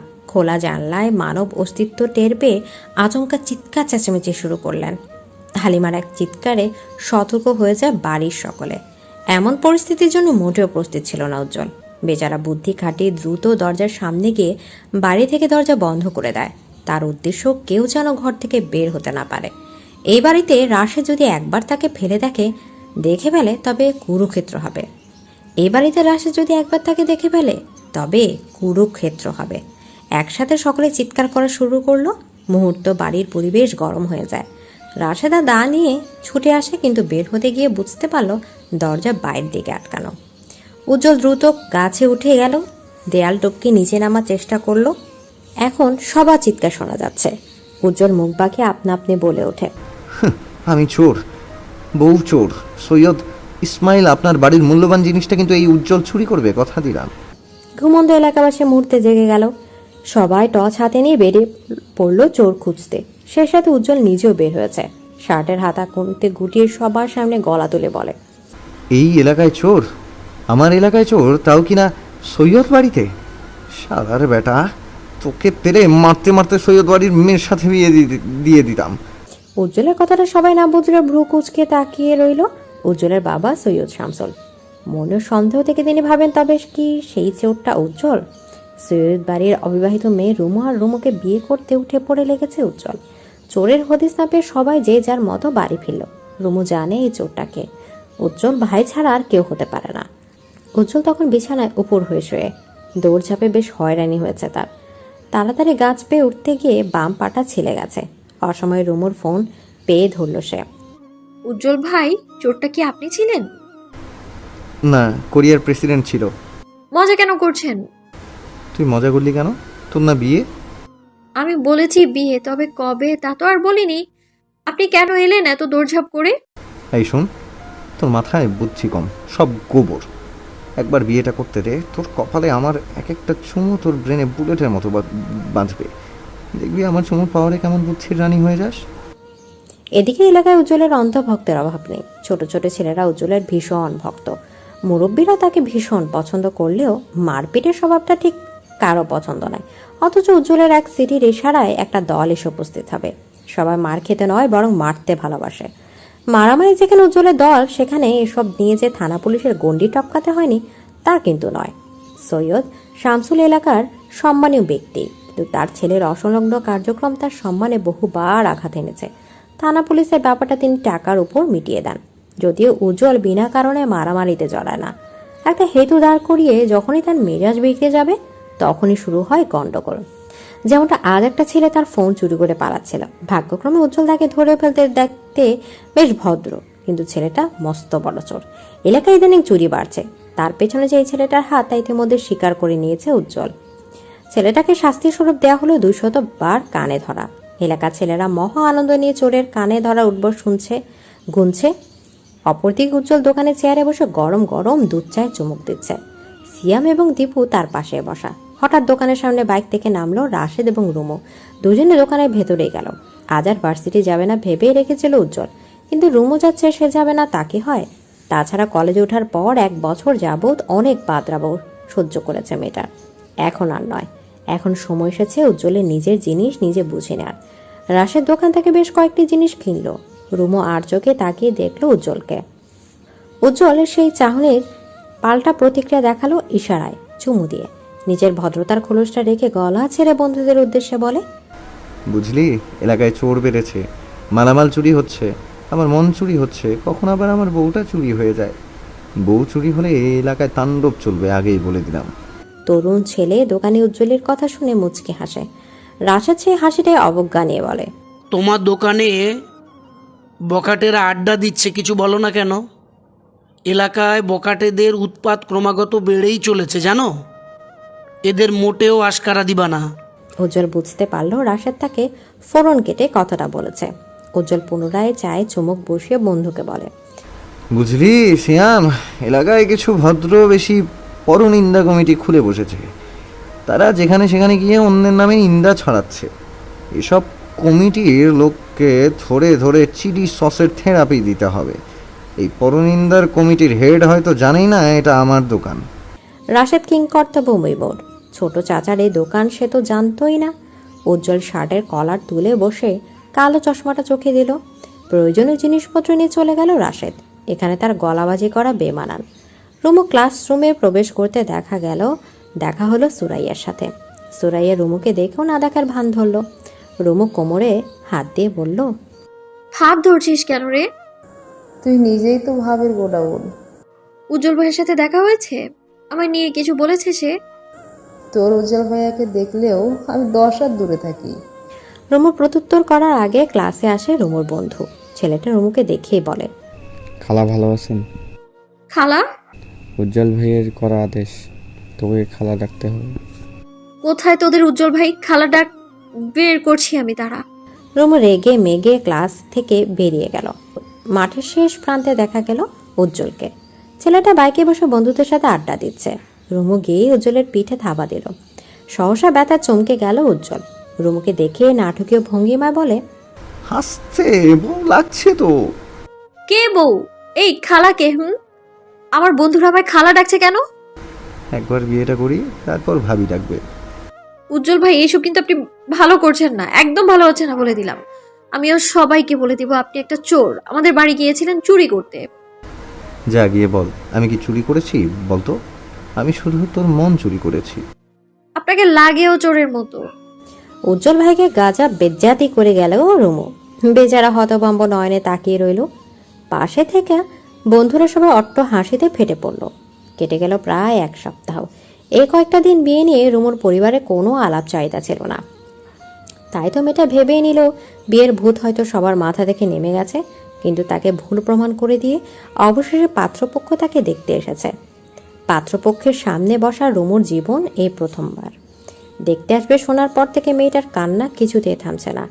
রুমুর ভাবি আনিকা শাড়ি পরাতে গিয়ে পড়ল চরম বিপাকে। রুমু কিছুতেই শাড়ি পরবে না। অবশেষে মায়ের ধমকে শাড়ি পরতে বাধ্য হলো। একটি নীল জামদানি শাড়ি গায়ে জড়িয়ে বসে আছে রুমু। মেয়েটার কান্নারত ফোলা মুখখানি দেখে আনিকা মিষ্টি হাসে। এই জানিস, কাঁদলে মেয়েদের সৌন্দর্য দ্বিগুণ বাড়ে। তোকে কি যে সুন্দর লাগছে। ভাইয়ার বাড়াবাড়িতে এইসব হলো। ভাবি তুমি অন্তত আমার পক্ষ নিতে। আজ পর্যন্ত আমাকে দেখেছো এই বাড়িতে গলা তুলে কথা বলতে? বড়রা যা বলেছেন তাতেই সামিল হয়েছি। কথার মাঝে রাশেদ কক্ষে এলো। আনিকাকে তাড়া দিল পাত্রপক্ষের সামনে রুমুকে নিয়ে যেতে। মেয়েটা ছোট ছোট পা ফেলে ভীত চাহনিতে এগিয়ে গেল বসার ঘরে। পাত্র মূলত রাশেদের বন্ধুর কাজের। ছেলের বাবা ভীষণ ধার্মিক। রুমুকে তাদের আগে থেকে পছন্দ করাই ছিল, শুধু ছেলে দেশে আসবে বাকি কথা হবে। রুমুকে দেখে উপস্থিত সবার হাসি চড়া হলো। ছেলেরা এক দেখায় পছন্দ করলো রুমুকে। পাত্রপক্ষের টুকটাক প্রশ্নের মাঝে উপস্থিত হয় উজ্জ্বল। ছেলেটা শার্টের হাতা গুটিয়ে বসলো সোফায়। ভীষণ ব্যস্ততা দেখিয়ে হাসি চড়া করে বলে, সরি, দেরি হয়ে গেছে। আমি আগেই আসতাম, কিন্তু একটু ব্যস্ত সময় পার করছি। উজ্জ্বলকে দেখে রুমুর বাড়ির সবাই হতবাক হতভম্ব। পাত্রপক্ষ প্রশ্নবিদ্ধ চোখে তাকিয়ে আছে তার পানে। উজ্জ্বল হেসে বলল, আমি রুমুর একমাত্র চাচার একমাত্র ছেলে। আমি উজ্জ্বল। আর পাত্রকে? প্রশ্নটা করে উজ্জ্বল তাকালো পাত্রের বড় মামার পানে। উজ্জ্বল মুখটা কুচকুচে বলে, আপনি পাত্র? বয়স কত? বুড়ো বয়সে ভীমরতি? আপনার মতো বুড়োরা কচি কচি মেয়েগুলোকে বিয়ে করে নেয় বলে আমার মতো অবলা ইয়ং ছেলেগুলো পাত্রী পেতে হিমশিমে পড়ে। উজ্জ্বল মুখটা কুচকে বলে। পাত্রের মামা ভীষণ লজ্জায় পড়ল। এই আতপাকো ছেলে কাকে কি বলছে? পাত্র গুরু গম্ভীর গলায় শুধায়, এই যে কোথাও ভুল হচ্ছে, আমি পাত্র। উজ্জ্বল ভীষণ লজ্জা পাওয়ার ভান করে বলে, সরি, আসলে উনি ঝাঁকানাকা পাঞ্জাবি পরে এসেছেন তো, আমি আবার ভেবে বসলাম উনি পাত্র। রুমু না চাইতো ঠোঁট টিপে হাসলো। উজ্জ্বল যে বিয়ে পণ্ড করতে এসেছে সে বেশ ভালোভাবেই জানে। রুমু উজ্জ্বলের পানে সরু চোখে তাকালো। রুমুর সাথে মেয়ে দেখে ছেলে আজ নীল শার্ট পরেছে। যে কেউ দেখলে ভাববে এরা নিশ্চয় কাপড়। উজ্জ্বলের উপস্থিতি মোটেও পছন্দ করলো না রাশেদ, কিন্তু এই মুহূর্তে কিছু বলাও যাবে না। সে চায় না এত ভালো জায়গায় বোনের বিয়েটা ভেঙে যাক। তাই তো চুপচাপ সবাই হজম করেছে। বুদ্ধি খাটিয়ে রাশেদ তাড়া দিল পাত্রপক্ষকে, আপনারা নাস্তা সেরে নিন, রুমু বরণ ভেতরে যাক। রুমু চলে গেল তার যাওয়ার দিকে। তাকে দাঁতে দাঁত পিষল উজ্জ্বল। রাশেদ একে একে রাস্তার সব ট্রে আনতে ব্যস্ত। এর মাঝে উজ্জ্বল উঠে গিয়ে দাঁড়ালো বড় চাচা সৈয়দ ইসমাইলের পাশে। ছেলেটা চাপা স্বরে বলে, চাচা যান, কথা দিয়ে কথার খেলাপ করার মতো মানুষ আপনি নন। আমার সাথে কিন্তু প্রতারণা হচ্ছে। ছোটবেলা থেকে বলে আসলেন আমি আপনার মেয়ের জামাই, অথচ ঠিকই সুযোগ বুঝে অন্য পাত্রের কাছে মেয়েকে দিচ্ছেন। আমার মেয়েকে বিয়ে করার মতো কি যোগ্যতা আছে তোমার? আপনার মেয়েকে বিয়ে করার মতো যোগ্যতা বলতে টিকটকে নাচতে হবে, এই তো? সরি, আমার সেই যোগ্যতা নেই। অপমানে থমথম হয়ে গেল ইসমাইলের মুখ। সত্যি তো, তার মেয়ের কি এমন অর্জন আছে যার জন্য যোগ্যতা খুঁজছেন তিনি? উজ্জ্বল সবাইকে নাস্তা সার্ভ করছে, এর মাঝে সে নিজেও খাচ্ছে। পাত্রের বাবা মেয়েদের আপ্যায়ন এবং মেয়ে দেখে ভীষণ খুশি। তিনি আজকেই কাবিনের তারিখ নির্ধারণ করবেন। খাবার শেষে পাত্রের পরিবার তাদের মাঝে আলাপ আলোচনা করছিল। তখন মেয়ের বাড়ি কেউ উপস্থিত নেই। উজ্জ্বল ভেতরের কক্ষে ডাইনিং টেবিলে বসে একের পর একটা পদ সার্ভ করছে। তার খাবার স্পিড দেখে তাজ্জব বনে গেল রুমু। উজ্জ্বলকে দেখে তার চাচা আর চাচাতো ভাই রাশেদ জ্বলে পুড়ে যাচ্ছে। এতেই তার বড্ড শান্তি লাগছে। খাওয়া শেষে উজ্জ্বল ওয়াশরুমে গেল। তখনই ওয়াশরুম থেকে বের হতে দেখা গেল পাত্রের বাবাকে। আঙ্কেল, মেয়ে আপনার পছন্দ হয়েছে? মাশাল্লাহ, মেয়ে তো আমার আগেই পছন্দ করা ছিল। জি, মেয়েটা পছন্দ করার মতো, তবে মেয়েটা যে টিকটকে নাচানাচি করে জানেন আপনি? পাত্রের বাবা যেহেতু ধার্মিক, এমন কথা শুনে তাজ্জব বনে গেলেন। মুখ দিয়ে কয়েকবার শুধালেন আস্তাগফিরুল্লাহ। উজ্জ্বল দ্রুত পকেট থেকে ফোন নিয়ে রুমুর নাচের টিকটক ভিডিও দেখালো। ব্যাস, পাত্রের বাবা মুহূর্তে সিদ্ধান্ত পাল্টালেন। এই মেয়ের সাথে কিছুতেই তিনি ছেলের বিয়ে দিবেন না। উজ্জ্বলের পরিকল্পনা মোতাবেক রুমুর বিয়েটা ভেঙে গেল। এত ভালো ঘরে বিয়েটা হলো না তা যে কিছুতেই মানতে পারল না রাশেদ। এই বিয়ে ভাঙার পেছনে যে উজ্জ্বলের হাত আছে তা সে বেশ ভালো করেই জানে, কিন্তু উজ্জ্বলকে খবরটা দিল কে? রাশেদের সন্দেহ হলো তার বাবার উপর। না চাইতেও আজ বাবা ছেলের কয়েক দফা ঝামেলা করালো। এর মাঝে রাবেয়া ঘোষণা দিয়ে বসেন রুমুর বিয়ে তার বোনের ছেলের সাথেই হবে এবং খুব শীঘ্রই এই ব্যাপারে তিনি কারো মতামত চান না। রাতের খাওয়া শেষে সৈয়দ শামসুল একটা বাঙ্গি ফল নিজ হাতে কাটলেন। ঘরের কেউ এই ফল পছন্দ না করলেও তিনি বেশ পছন্দ করেন। বাঙের সিজনে এই ঘরে এক প্রকার বাঙের অত্যাচার চালান তিনি। উজ্জ্বল খাওয়া শেষ করে নিজের কক্ষে ফিরে যায়, কিন্তু শামসুল তাকে আবার ডেকে পাঠায়। ছেলেটা ডাইনিং টেবিলের সামনে আসতে নজর আসে থালা ভর্তি বাঙের ছোট ছোট টুকরো। মুহূর্তে তার মুখটা পাংশুটে বর্ণ ধারণ করে। আব্বা খবরদার, এই বাঙ্গি নিয়ে জোরাজুরি করবা না। অবশ্যই করব। সিজনের ফল খাওয়া কতটা ভালো তুই জানিস? আব্বা আমার বিয়ের সিজন আসবে কবে? বিয়েও কিন্তু স্বাস্থ্যের জন্য উপকারী। ব্যাঙ্গি খা, তারপর বলবো। বাবা ছেলের বাঘ বিতণ্ডায় মুচকি হাসলেন নার্গিস। স্বামীর মন রক্ষার্থে না যাতেও তিনি বাঙ্গি খাচ্ছেন। উজ্জ্বল ভোতা মুখে দাঁড়িয়ে আছে, খাবে কি খাবে না ভাবতে ভাবতে শামসুল কড়া ধমক দিলেন। বাবার ধমকে উজ্জ্বল বাঙ্গি মুখে তুলল। কয়েকবার দাঁতের তলে পিষতে বিক্ষুদের সাথে গাল ভর্তি সব ফেলে দিল। বিষাদে উজ্জ্বল আহাজারি করে বলে, আব্বা বাঙ্গির নিজস্ব কোনো স্বাদ নেই, স্বাদের নিজস্ব কোনো আলো নেই, এই উজ্জ্বলের নিজস্ব কোনো বউ নেই। গরমে দিশাহীন জনজীবন, উত্তপ্ত রোদে রুদ্রশ্বাস সবার অবস্থা। রাতে 2টা বাজতে চলল, উজ্জ্বলের চোখে ঘুম নেই। এই গরমে বউয়ের গুরুত্ব অপরিসীম। এই যে একটা বউ থাকলে হাত পাখার বাতাস করত, বউকে দেখলে উত্তপ্ত চামড়া শীতল হতো। এসব কি বাবা মা বোঝে না? আশ্চর্য, তারা চায় কি? রুমের ফ্যানের বাতাসে যেন আগুনের গোলা ছুটছে। গরমে বাতাসে অতিষ্ঠ হয়ে বাইরে বেরিয়ে এলো ছেলেটা। ছাদে বসে শীতল হাওয়া উপভোগ করতে মন্দ লাগছে না। ছাদের জল চৌকিতে বসে গলা ছেড়ে অনেকক্ষণ যাবৎ গান গাইল। ছোটবেলায় উজ্জ্বলের গানের হাতে খড়ি হয় এলাকায় এক বড় ভাইয়ের কাছ থেকে। নিঃসন্দেহে ছেলেটার গলার স্বর ভীষণ সুন্দর। এই গুণের ভাটা পড়ে সৈয়দ শামসুল হকের কাছে। তিনি চান না ছেলে গানে মনোনিবেশ করুক। বাবার অনাগ্রহে গান ছাড়ল উজ্জ্বল। পরে অবশ্য এলাকায় সেই বড় ভাই অন্য জেলায় চলে যান। তার বিশেষভাবে গান গাওয়া হয়নি উজ্জ্বলের। মাঝে মাঝে নিজের প্রশান্তির জন্য গান গায়, তবে খুব কম। আজকের চাঁদটা তার পূর্ণ সৌন্দর্য ঢেলে আকাশের বুকে উঠে বসেছে। তার সৌন্দর্যে ঝলসে যাচ্ছে উজ্জ্বল। চাঁদের আলোয় আলোকিত ছাদটা কি এক অপরূপ দৃশ্য। উজ্জ্বল আচমকা উঠে বসে। দ্রুত ফোন দিয়ে ভিডিও কল করলো রুমুকে। রাত জেগে সিরিজ দেখছিল রুমু, তাই উজ্জ্বল ভাইয়ের ফোন ধরতে তার সময় লাগলো না। তবে উজ্জ্বল ভাইকে বোকা বানাতে ঘুমের ভান ধরে বলে, উজ্জ্বল ভাই কোনো সমস্যা? বিরাট সমস্যা, বিশাল সমস্যা। কি হয়েছে? এত জ্বালিয়ে আবার বলছিস কি হয়েছে? আমি আবার কি করলাম? তুই ঘুমাচ্ছিস না কেন? মাত্র চোখ লেগে এলো, আপনিই তো ফোন করে তুলে দিলেন। ফাজলামি করছিস বেয়াদব বেডি। খবরদার বেডি বলবেন না, আমার একটা নাম আছে, রুমু। ওকে চুমু। আশ্চর্য, আমার নাম রুমু। দে, তুই দে একটা চুমু। উফ, এবার বলুন তো উজ্জ্বল ভাই, রাত জেগে কি করছেন? আজ কার বাড়িতে চুরি করতে গেলেন আপনি? তুই রাত জেগে আছিস কেন? সবচেয়ে বড় কথা, তুই বাইরে কি করছিস? বাইরে? হ্যাঁ বাইরে। তোর সাহস দেখে অবাক হচ্ছি রুমু। আমি আমার রুমে আছি। কি বলেন আপনি? আমি বাইরে কখন গেলাম? এখনো তুই বাইরে? এক্ষুনি যা, আমাকে চালানো বন্ধ কর। উজ্জ্বল ভাই, আমি আমার রুমে। চালাকি করিস? তুই যে বাইরে, আমার কাছে প্রমাণ আছে। সত্যি করে বলুন তো, শুকনাটা খেয়েছেন নাকি ভেজাটা? উজ্জ্বলের ভ্রু কুঁচকে গেল। সন্ধিয়ান স্বরে বলে, ভেজা শুকনো মানে? বুঝতে পারছেন না? একদমই না। উজ্জ্বল ভাই, গাঁজা আপনাকে খেয়েছে নাকি আপনি গাঁজা খেয়েছেন? তুই কথা ঘুরাচ্ছিস কেন? ফাজিল মেয়ে, তুই বাইরে কি করিস? রুমু বিরক্তে মুখ কুঁচকে ফেলেন। উজ্জ্বল ভাই এবার বাড়াবাড়ি করছেন। আজকাল কি তিনি নেশাপানি খান?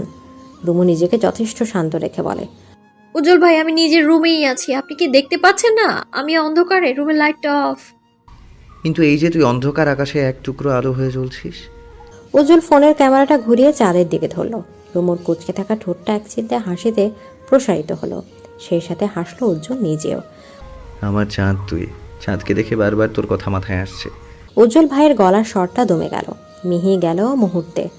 আবহাওয়াটা কেমন যেন প্রেম প্রেম ঠেকলো রুমুর কাছে। ফোনটা ওড়নায় চেপে দ্রুত জানলা খুলল সে। অন্ধকার আকাশে মস্ত বড় চাঁদটা দেখে নিঃশব্দে হাসলো। রুমু ওঠ, জানালা খুলে চাঁদটা দেখ। পাগলের প্রলাপ বকবেন না উজ্জ্বল ভাই। এত রাতে জানালা খুলে চাঁদ দেখবো? আপনি পাগল নাকি? হ্যাঁ, নাকি আমি পাগল? আপনার মতো চোরেরা যদি আমার জানালার শিক কেটে চলে আসে? তুই আমার কথা রাখবি না? একদম না। উজ্জ্বল চুপসে গেল। বেচারা উজ্জ্বল ভাই জানলই না রুমু জানলা খুলে চাঁদটাকে দেখছে। দুজন দুদিকে, অথচ একটা চাঁদকে অবলোকন করছে মুগ্ধতা দিয়ে। নীরবতা ছিন্ন করে উজ্জ্বল ভাই বললেন, রুমু, গান ছেড়ে দিয়েছি, কাউকে তো শোনাই না। তুই আমার গান শুনবি? তোকে গান শোনাতে ইচ্ছা করছে। উজ্জ্বল ভাইয়ের নিঃসংকোচ আবদার। রুমু এই আবদার ফেলবে কি করে?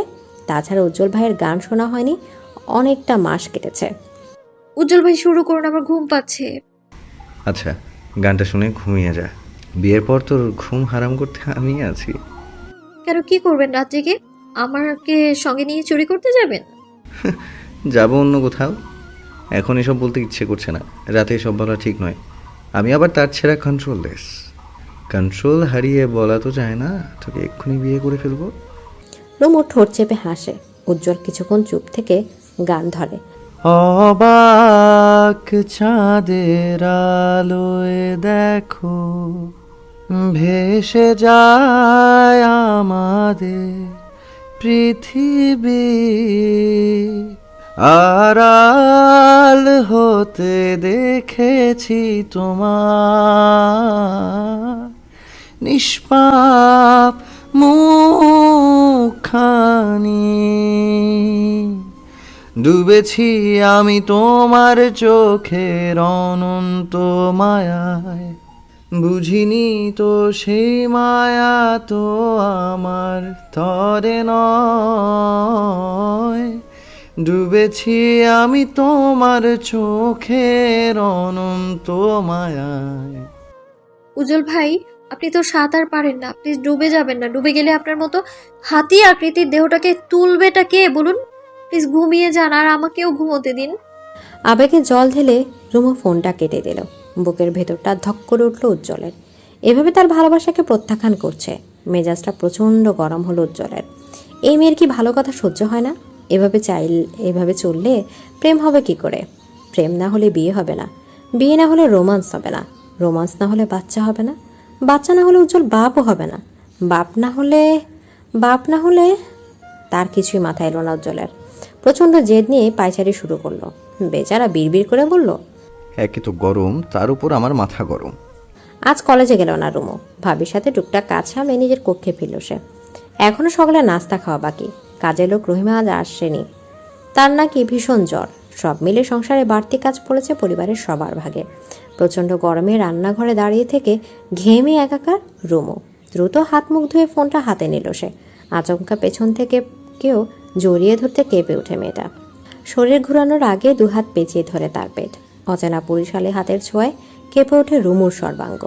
কিছু বুঝে ওঠার আগে তার ঘাড়ে অজ্ঞাত ব্যক্তিটি থুতনি রাখে। কেমন আছো কিউটি? হিমল ভাই। সর্বাঙ্গ কেঁপে উঠল মেয়েটার। দ্রুত নিজেকে ছাড়াতে নিলে হিমেলের ছোঁয়া ক্রমশ গভীর হয়।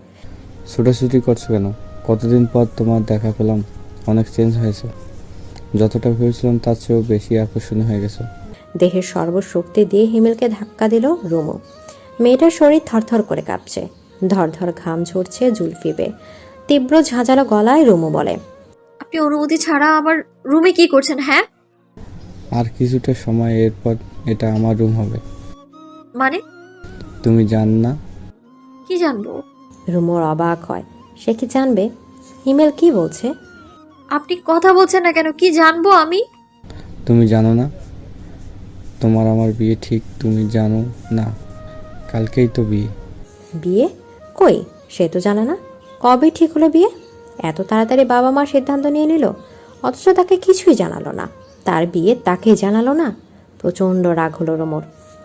হিমেলের দিকে তাকে হেসে বলে, আপনার মতো ছেলেকে বিয়ে করা চাইতে অবিবাহিত থাকা অনেক ভালো। তাই নাকি? তা আছে নাকি কেউ? প্রেমিক? কে থাকবে? প্রেমিক? সরুন সামনে থেকে, আপনার মুখ দেখতেও বিরক্ত লাগছে আমার। শোনো, এই যুগে বিয়ের আগে ওসব একটু একটু হয় ব্যাপার না। রুম ডেট পর্যন্ত না বলালেই চলবে। বিতৃষ্ণায় ভরে গেল রুমুর মন। দ্রুত কক্ষ ছেড়ে বেরিয়ে দেখা পেল রাবেয়ার। মেয়েটা রাগ সামলাতে না পেরে চেঁচিয়ে বলে, আমার কোন সাহসে তুমি আমার না জানিয়ে আমার বিয়ে ঠিক করেছো? সাহস? তোর বিয়ে ঠিক করতে আমার সাহস লাগবে? আমার জীবনের এত বড় সিদ্ধান্ত নেবে, অথচ আমায় জানাবে না? রুমু চিৎকারের আশা দেখিয়ে গেল। কড়া গলায় শাসন সুরে বলল, রুমু, আম্মার সাথে এভাবে কথা বলছিস কেন? তোমরা আমার বিয়ে ঠিক করলে, অথচ আমার মতামতটা নিলে না। আম্মা সেদিন বলেই দিয়েছিল তোর বিয়ে হিমেলের সাথেই হবে। আমি এই বিয়ে করব না, যা ইচ্ছে তাই করো। এমন মার মারবো যে গলা তুলে কথা বলার সাহস পাবি না রুমু।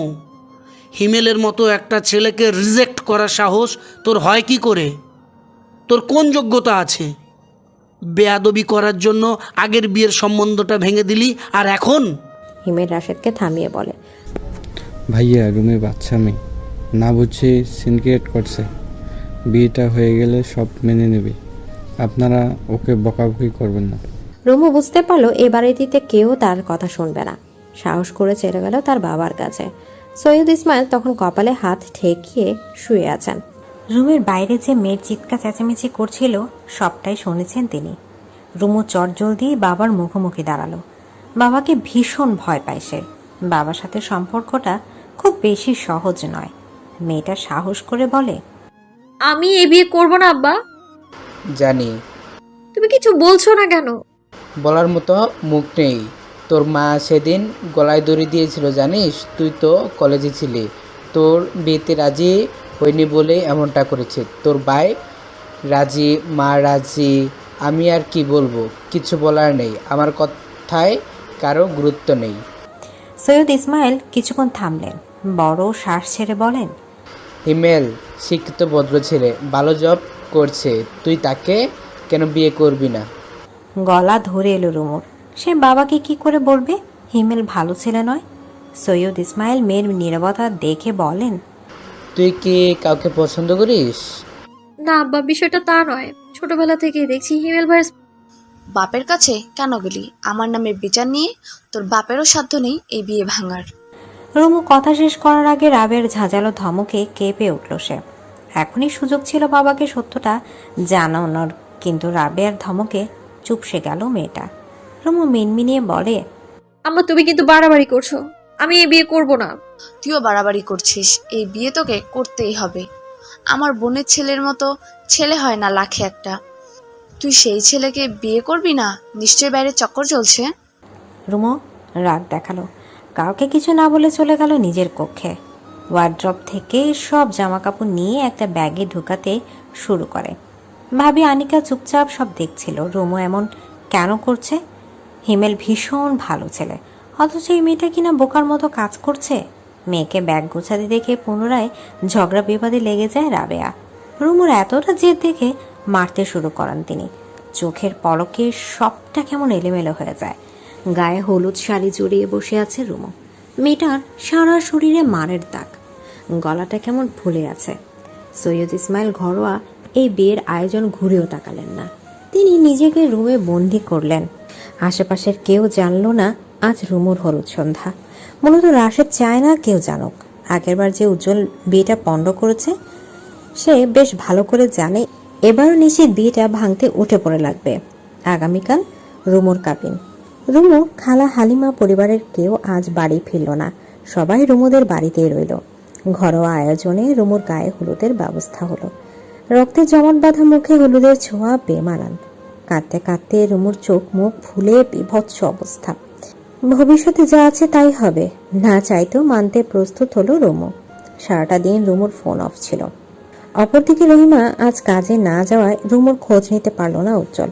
রুমুর বাড়িতে এই মুহূর্তে যাওয়াও সম্ভব নয়। উজ্জ্বলের সারাটা দিন কাটলো হতাশায়। গভীর রাতেও ছেলেটার চোখে ঘুম ধরা ছিল না। বিছানার এপাশ ওপাশ ছটফট করতে করতে অশান্ত হয় মন। আপন মনে সে বলে, বুকটা খাঁ খাঁ করছে কেন? সময়ের কাজ সময় করতে হয়, সময়ের কথা সময়ে বলতে হয়। সময়টা পেরিয়ে গেলে অসময় সবটা ফিকে। এই যে রুমুর সাথে একই কাণ্ড ঘটেছে। হিমেলের কথা অতীতে কাউকে না জানালেও মেয়েটা আজ জানাতে বাধ্য হয়েছে। রুমুর রাশেদ মন দিয়ে সবটা শুনল, কিন্তু হঠাৎ ফিক করে হেসে ফেলল সে। রাশেদ ভেবেই নিল বিয়ে ভাঙার উদ্দেশ্যে রুমু এসব বলছে। কেউ শুনল না তার কথা, কেউ গুরুত্বই দিল না। হিমেল সবার চোখের মনে। হলুদের আয়োজন শেষে সবাই যে যার কাজ শেষে ঘুমিয়ে পড়ল। গায়ের হলুদ শাড়ি জড়িয়ে হাত পা গুটিয়ে মেঝেতে বসে আছে রুমু। সারা শরীরে যন্ত্রণা করছে। অবশ্যই যন্ত্রণার কাছে মনের যন্ত্রণা কিছুই না। মনে মনে উজ্জ্বলকে কতবার যে চেয়েছে তার হিসাব নেই। এই ঘোর বিপদে একমাত্র উজ্জ্বল তাকে সশরীরে সাহায্য করতে পারে। যদি নিজের ফোন টাচ থাকতো সবার আগে সে উজ্জ্বল ভাইকে ফোন করত। কিন্তু ফোনটা নিয়ে গেল রাশেদ। একটা ফোন এখন রাশেদের জিম্মায়। খালা হালিমা আজ তার কক্ষে ঘুমিয়েছে। মেয়েটাকে কত বোঝালেন, কিন্তু রুমু তার জেদেই অনড়। এই বেয়াদবকে বিয়ে করার চাইতে উজ্জ্বল ভাইয়াকে গলায় ঝুলানো ঢের ভালো। ছোট থেকে দেখে আসছে উজ্জ্বল ভাই রুমু রুমু করে কতটা পাগল। উজ্জ্বলের ভালোবাসা বুঝতে পেরে রুমু কখনো সাড়া দেয়নি। কেন দেয়নি? মেয়েদেরই এক বদ অভ্যাস, যে ভালোবাসে তাকে পাত্তা না দিয়ে ঘোরাতে বেশ আনন্দ পায়। দেয়াল ঘড়িতে জানান দিচ্ছে এই রাত শেষ হতে চলেছে। ভোর 4টায় কাঁটা ছুঁয়েছে। হঠাৎ দরজা খুলতে রুমু ভয় পেয়ে গেল। অনাকাঙ্ক্ষিত মানুষটাকে দেখে দু চোখ ঝাপসা হলো তার। মাথায় যখন খোলা আকাশ, তখনই ভরসার একটি হাত তার মাথা ছুঁয়ে দিল, সাহায্য করলো। দেমাগে ভরা সৈয়দ বাড়ি ছেড়ে পালালো। রুমু পালাতে পেরে যতটা না খুশি হয়েছে, নিজের ফোন ফিরে পেয়ে ততটাই খুশি হয়েছে।